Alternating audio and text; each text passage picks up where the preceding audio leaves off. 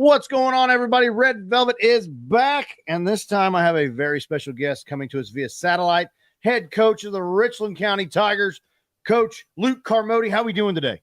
I'm doing good. Just got done with practice and ready to talk some more football. Oh yeah, we had some internet issues. Yeah. I feel like every school's just a crazy dead zone, but I appreciate you taking the time to talk with me. How are things going? It's going good. We've had a really good off season. We've got a nice mix of young guys and old guys, and some veteran guys returning. We got quite a few guys coming back. We lose 4 offensive linemen, which that's a big deal. But we got some young guys that have been stepping up. Our running back went for over 1,000 yards last year, and he graduated. So we got kind of that's going by committee. We've got a few guys that are rolling in that, but really excited about our group, about our kids. They're fun kids to coach. They're great kids. They work well together, and they're just fun to be around. Mm-hmm. I saw a picture of your group at Media Day at the Red Barn, and you had a very big man sitting next to you. He made you look like a child. Yes, and for some reason, and I said something about it whenever we were getting seated. For some reason, he always wants to either stand next to me or sit next to me and make me look like I'm the kid and he's the adult. So he likes to do that. I think he does it on purpose. So I give it right back. I give it right back to him. So that's awesome. Some people that don't know, give us a little background. Who is Coach Carmody growing up and got you into coaching and all that? Let's hear this story. So I grew up in Olney.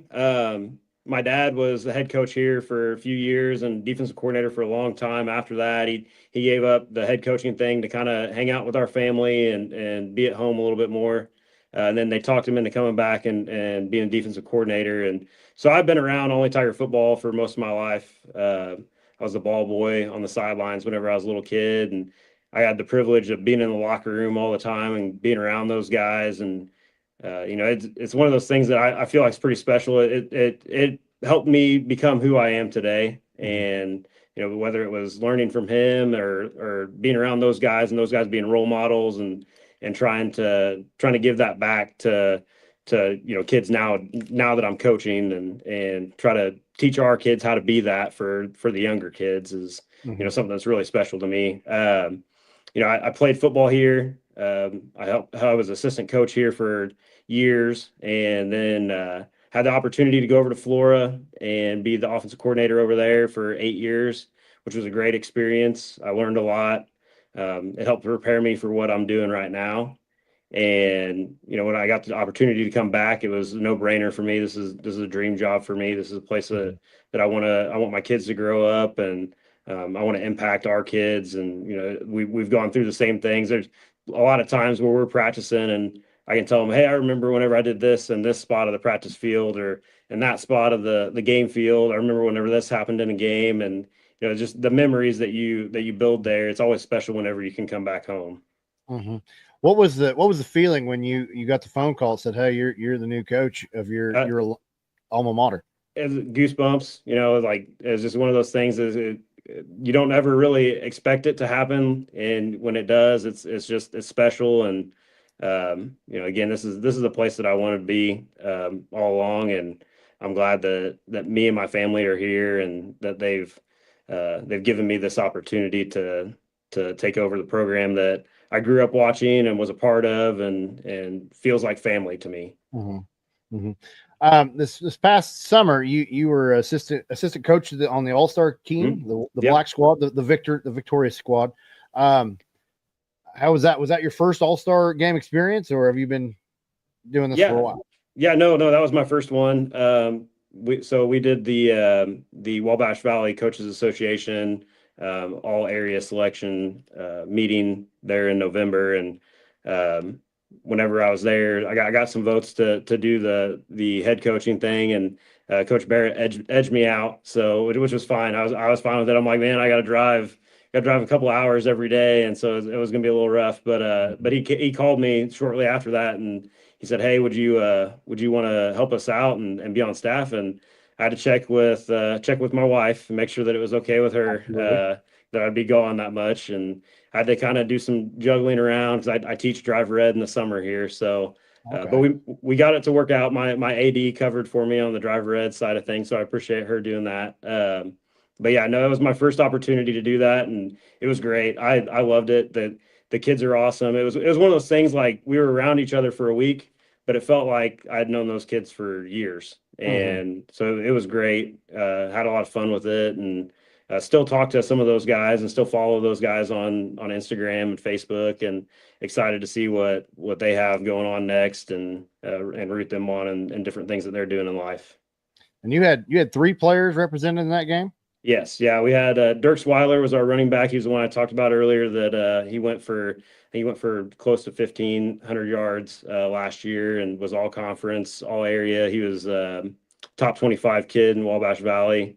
And then our 2 linebackers, Logan McDonald, he had over 100 tackles for us on the season and was all conference kid, all South kid. And then Brandon Winger had a huge year. He was one of those guys that didn't play a ton as a junior and kind of saw the writing on the wall that he needed to get in the weight room and get after it a little bit. And that's what he did. And he had a great year for us. He led us in sacks from the outside linebacker spot. So was super proud of all 3 of those guys. They loved that experience. They would tell you they would do it again over and over again because and they were grateful for the opportunity to do that. Funny story. When I was making graphics, because my wife came up with this idea the week of, and I didn't realize there was 38 schools in this game. That was a lot of graphics. Well, I come across one, and it was Logan McDonald, because I pulled him up on Instagram, and I go, wait a minute, I've been in a wrestling match with that young man. Oh, really? Last summer in Brazil, Singleton Wrestling, the Ultimate Rumble. We were in the same match. He had just got eliminated as I was coming into the Rumble, but I pull it up. I go, that's Chris Cutler, man. It is Chris Cutler.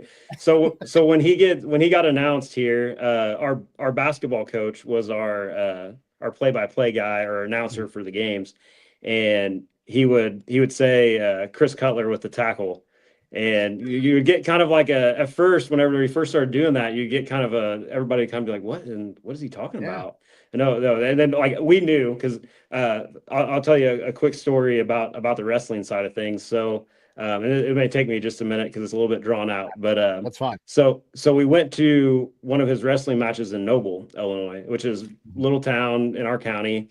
It's this little building that barely fit. Like there were a bunch of people there, barely fit everybody in it. But he's the heel, so he was the bad guy. And we're wearing Chris Cutler stuff head to toe. He got us like VIP. We're up on like the balcony, VIP seating, and we've got myself, my defensive coordinator, who is our resource officer, and then a couple other coaches, like Coach Brown and his son, and we've got our linemen with us. So we had Casey, who was 6'7", 315. We had Jack Caldwell, who was like 350. He's a big guy. Yeah. Evan Gilreath, who's playing at McKendree now. He's 6'2", 6'3", 270.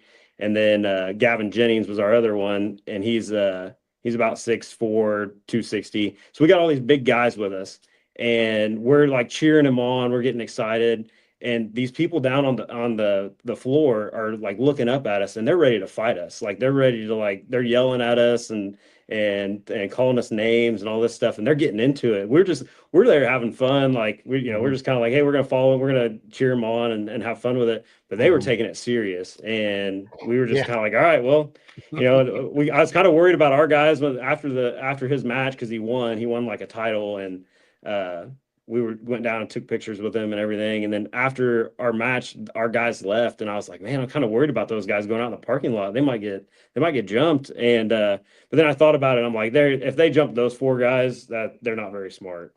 So yeah, wrestling fans they get a little wild, but I'm guessing when they were probably saw those young men are like, oh no, we'll just Oh yeah, I think they look a little different from up here, and then when they got down to the floor, it was kind of like, oh yeah, we were just playing, we were just messing with you guys. Yeah, we don't, we're just messing around. No, we don't want any of that. So yeah, when I talked to him backstage, because I was doing the commentary and stuff as well, I was just getting some notes. He was a real respectful young man.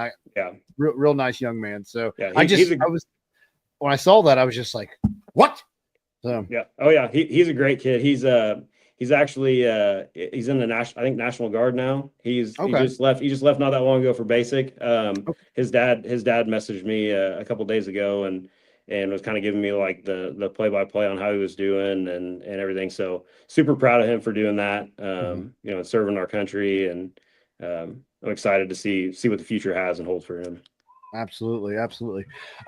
This upcoming year, how are we thinking it's going to go? Like I said, we got quite a few guys coming back. My quarterback was a all-state kid.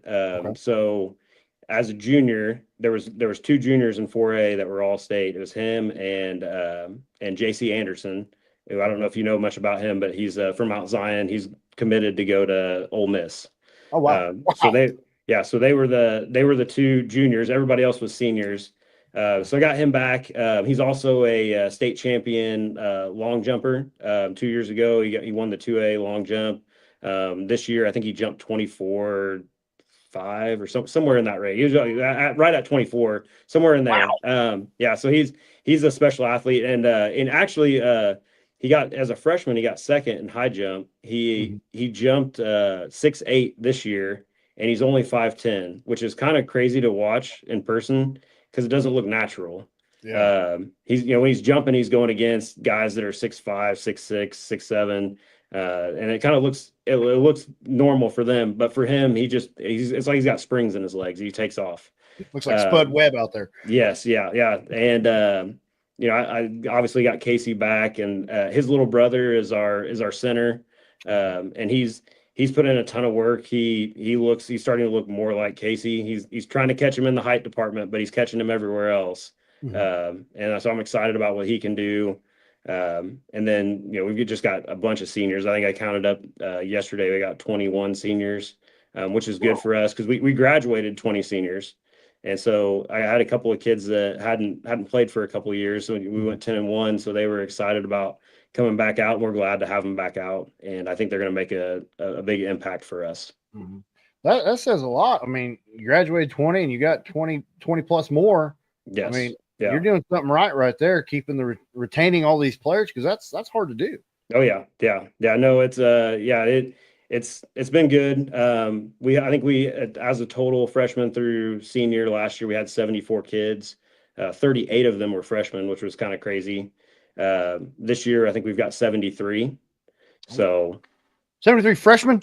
No, 73 total. 73 total. Oh, so we have one less kid than what we did last year, but that's a really good number. Usually we're in like the 50s as a program. So really excited about where we're at numbers wise, and they're all really, really good kids, really athletic kids. And like I said before, it's a fun group to be around as a whole.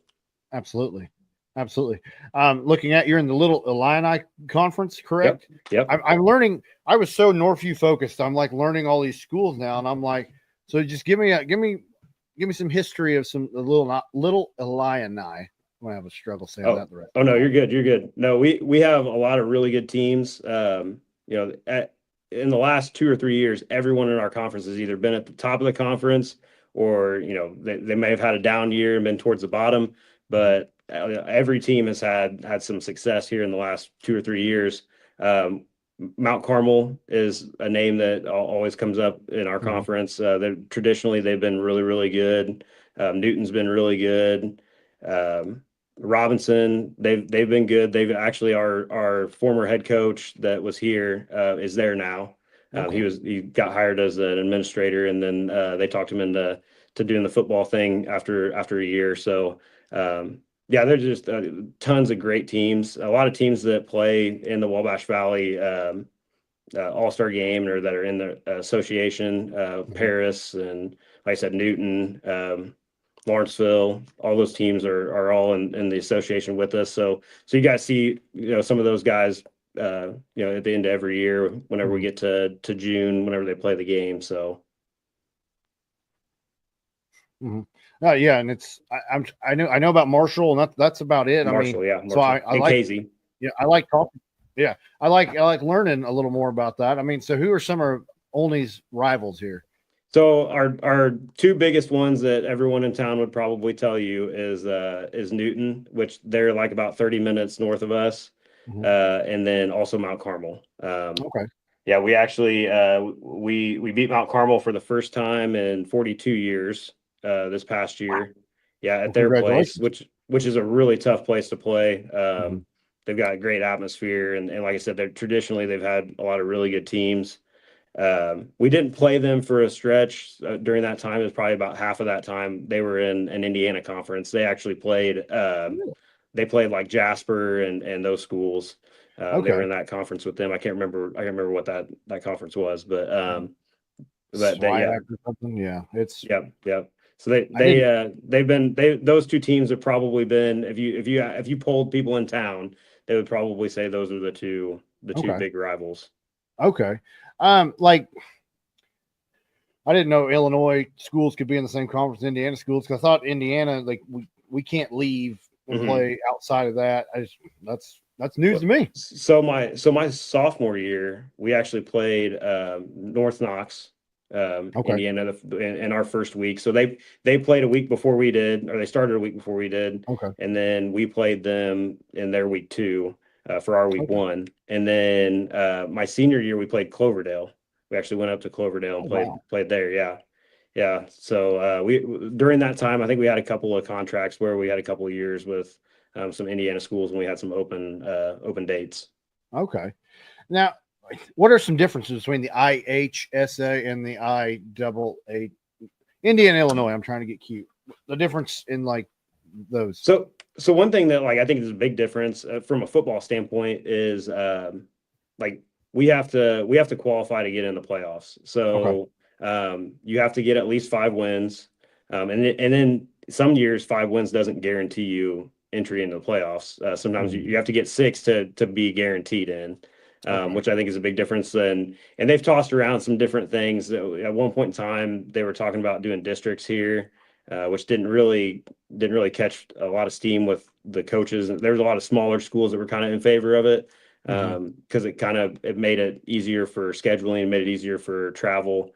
But some of the bigger schools weren't fans because East St. Louis and Edwardsville, for example, over in St. Louis area, they would have to travel up to Chicago every other week to play games because there's no schools their size around them. So so it didn't really catch much steam. And then they've talked about us kind of going to more of a format like what you guys have, and that's been talked about more recently, which I don't know that'll happen either. I kind of like the fact that you gotta win games to get in, and it makes it difficult. Now, what's happened with it a lot is there's been a lot of conference hopping. There's a lot of teams that have left a conference to try to go get into a conference where they can win more games. So that's been kind of what they've been trying to stop. And I think that there's probably some things out there that they can do to remedy that, whether it's districts and trying to figure it out to where it works for everybody. But you're never going to make everyone happy. There's always going to be somebody that's going to be upset about it. But that to me that would be the biggest difference between the two. Other than that, I don't really know. I go over and watch some Indiana games every once in a while. I went and watched Vincennes and Gibson Southern play in the playoffs 2 years ago, and that was an awesome atmosphere. Indiana football is great. I love watching the highlights on Friday nights whenever we get home from our games. Usually have to kind of catch them on YouTube because I don't get home until about 11, 12 o'clock at night after cleaning everything up and recapping the game. But when you went to that Vincennes game, was it at Vincennes or was it Gibson Southern? No, it was at Gibson Southern. My wife's parents actually live in Hopstock. So so we were actually down there, and I just hopped in a car. A couple of my friends came down and to watch the game. I hopped in the car with them and went and watched that. And it was an intense game. It was back and forth. Vincennes was winning like late into the fourth quarter, and Gibson Southern came back and beat them. And like I said, it was a cool atmosphere. just to kind of see everybody's kind of all the fans were lined up in the end zone and watching the game. And there's some Vincennes fans and some Gibson Southern fans that were sitting close to each other and some smack talk going on. So it was fun. It was fun to kind of be in like the middle of it, but not actually have like a dog in the fight. So it's just you're just kind of enjoying the back and forth and the banter a little bit. Yeah. We used to play Vincennes when I was in school, and their stadium, it's at a park. It's an old, like, historic looking stadium. So I was hoping you got to see that, but yeah, no, I go over to Vincennes quite a bit because it's really not that far from us. It's it's like 30 minutes, so we'll go over there.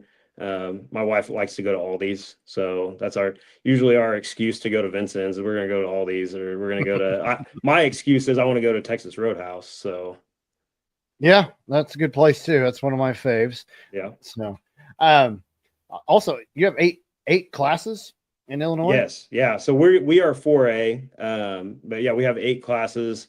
So most of the 8A schools are in the Chicago area. Okay. Like I said, Edwardsville, I think, is 8A, and they might be the only 8A school down in this area. Okay. So if they play schools their side, when they get to the playoffs, they're traveling quite a bit. Yeah, that sounds brutal. Yeah. Especially, I mean, East St. Louis to Chicago, that's a haul, I'm guessing. Yes. Oh yeah. Yeah. And then we have a lot of 1, 2, and 3A schools in our area. Okay. Not a ton of 4A schools. Our first game in the playoffs last year was against Kewanee, and they're up by like Iowa. So they had a nice little drive to get down to us. I think they stayed in Effingham like the night before. So I was glad that they were coming to us and we didn't have to go there. That would have been rough. That'd have been a rough drive. It would have been. So I'm guessing when they do these selection shows, it's almost like Friday Night Lights type. The bubble teams that you're sitting there and they say your name, you're throwing it up in the air and almost celebrating, partying. Yes. So I played with a guy. His name is Nate Stieber. He owns Fit by G, which is one of our gyms in town. I played with him in high school. He was 4 years older than me, and he called me up. He's like, "Hey, if you guys want to have the selection show get together here, you can.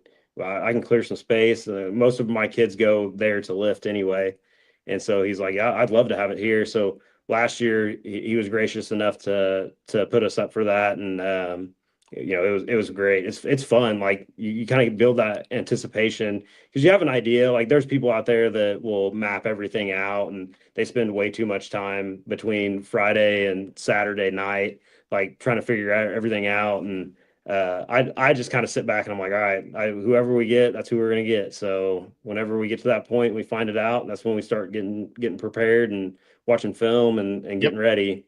And, yeah, no, it was a blast. Our kids loved it. It kind of, like I said, it kind of just gets you a little bit excited before you get to that point where you got to start getting ready for another team. Okay. Do you have any game day rituals? Like I eat the same breakfast, I eat anything like that?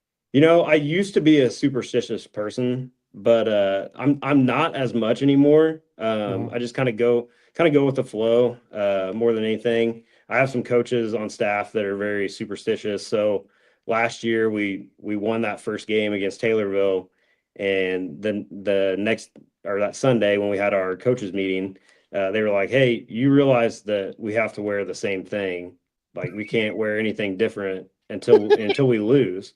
And so I was kind of like, "Oh, okay, whatever." And so then each week we kept winning, and they just kept getting on it. They're like, "Nope, like you can't wear anything else." Like I wanted to wear I wore like a orange top with black pants, and I'm like, I want to wear my gray pants. No, you can't do that. You can't do that. They would like, I think they were like, our resource officer is, like I said, is our defensive coordinator. I think he would have tased me or arrested me if I'd have changed it up. So yeah, those sound like my guys because I mean we're winning. I'm eating the same. I'm going to the same restaurant, same breakfast, same clothes. Yeah. I don't shave. I don't cut the hair until we lose. So sometimes on those winning years, I look pretty bad, but that sounds like my kind of guys right there. Yeah, I mean, like I'll listen to music on the way to school. I take my girls to preschool in the morning. So that's like to me that's kind of my ritual. I guess I enjoy doing that because I get to kind of see them off for the day, and I think it kind of gets me in like a relaxed mood. And then once we get to game time, I zone in and get focused a little bit more. But I just kind of go with the flow every day, and especially on game days, and just kind of see where I get to, and then I get focused in once we get closer to games. Nice. Well, now that you've talked to me, you're now in I call it the Dinerverse. I'm going to be covering covering your games a little bit, as long as you update Max Preps. That's. Oh yeah. I usually try to stay on that right before our meetings on Sunday. I try to get everything put in there. So awesome. Because I do on Monday nights at 7 p.m. Eastern time. It's the youth sports chow down. I talk about sports in the area, the youth sports all the way up to high school. So I want to add you to the lineup and just continue to grow what I do. But I enjoy talking to coaches, meeting new people, and just growing everything that I'm doing, but also covering all this sports, because the kids work hard. You guys work hard. Everybody needs to get that recognition. So no, I appreciate, like, everything we do for our kids, and I appreciate you bringing that spotlight and attention to them, and they work hard and they deserve that. Our kids, we kind of tell, like, our skill guys, you got to give the big guys love all the time, and so I always try to make a point to shout out our linemen and make sure that those guys know that we appreciate them, and all of our guys. It's just. Like I said, it's fun what we do, and there's a lot of gratification that comes with it. I know there's a lot of tough times and tough nights that you go through sometimes, but at the end of the day, it's all worth it. Well, I'm glad you say you shout out the offensive linemen, because without them, it's hard to run the ball. And that's why I was going to say, I'm going to be like messaging you once a week saying, hey, who's your lineman of the week? So I can shout them out. That's all. Yeah, that's awesome. I love that. So one of the things that we've started, we do a lineman breakfast on Saturdays. Ooh. And so we get some sponsors that sponsor that, and we're grateful to all of them. But you know how those guys are. Those guys can eat. So they'll put it away. I usually try to sneak in there and get just a little bit of something, whenever I show up on Saturdays, and sometimes there's things left and sometimes they're not. So, but either way, it's fine, because I want those guys to enjoy it. So absolutely. Well, Coach, thank you for joining us at this time. I do want to thank our sponsors that make this possible, and they are Wabash Valley Plumbing, RJ's Formal Wear, Stitched Embroidery and Apparel, and Everhope Co.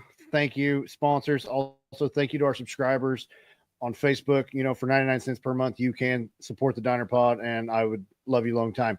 But Coach, thank you. We're out of here. Keep pushing. We love y'all. Yeah. Hey, I appreciate you having me on. Anytime. You're welcome. Anytime, Coach. Yep. Thank you. Thank you. Take care.